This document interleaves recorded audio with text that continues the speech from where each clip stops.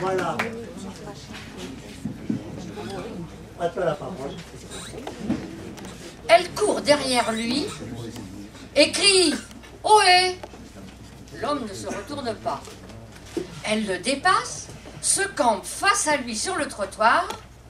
Il trébuche, se rattrape à sa manche. Elle sourit. « Salut !»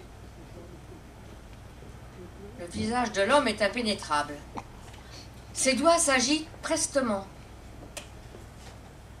Il est sourd. Son patron, le diable, ne l'avait pas encore prévenu. Il lui a juste dit « Tu me l'amènes dans les plus brefs délais. » Bon, bah elle va faire avec. Elle signe à son tour « Bonjour, je m'appelle Désirée. Et vous ?»« Butus, je suis ravie de rencontrer une personne qui parle ma langue. C'est si rare. » Et devant un verre, ils font plus ample connaissance. Lui travaille dans un cabinet d'avocat. Et elle le fixe sans ciller, sans lui répondre. Ses yeux noisettes virent au jaune vif. Y vibre une lueur inquiétante. Et son sourire devient rictus. Lui ne s'est aperçu de rien. Elle glisse son bras sous le sien et l'entraîne d'un pas vif. Il la suit comme un petit chien. Ils empruntent de sombres corridors, montent et descendent des escaliers interminables. Il étouffe. Ses jambes ne le portent plus. Et il tombe dans un tourbillon où se déroule sans fin le visage grimaçant de Désirée. Puis il perd conscience. Maintenant, il court et s'affale sur le sable. Le soleil arde ses rayons brûlants sur son corps. Il a l'impression de cuire tout vif. Il passe sa main sur son front et manque de s'arracher un œil avec sa pince. Sa pince. Il veut se mettre debout. Impossible. Il remarque alors une ombre. Son ombre. Celle d'un monstre. 8 pattes. 2 énormes pinces. Et une queue terminée par un ardillon recourbé sur son dos. C'est celle d'un scorpion. Mais il est devenu scorpion.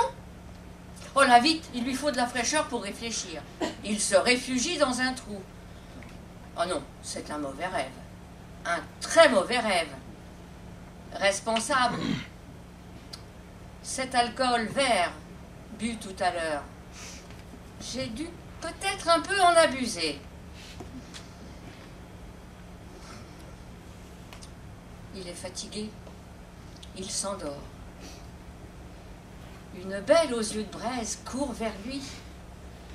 Il tend les bras vers elle. Et le rêve vire au cauchemar. Sa scorpionne de belle-mère vient de le piquer avec son dard. Dis donc, va donc aider ta moitié à nourrir vos rejetons au lieu de traînasser au lit. Mais comment elle a fait pour me retrouver ici?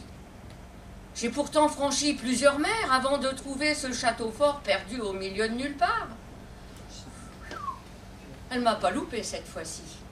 Et en claudiquant, il s'esquive.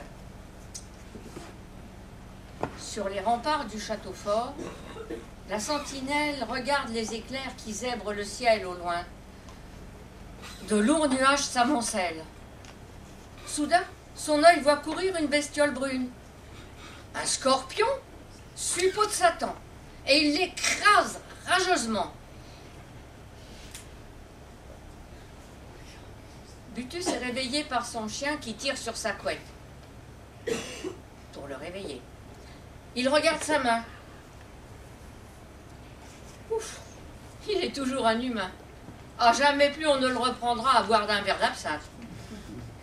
Le chien a pris la posture qui indique « Ton téléphone sonne ».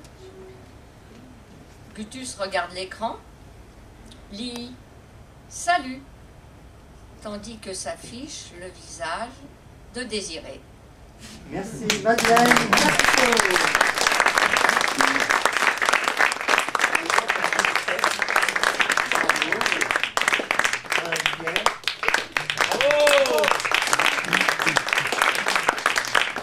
Alors il devait chanter.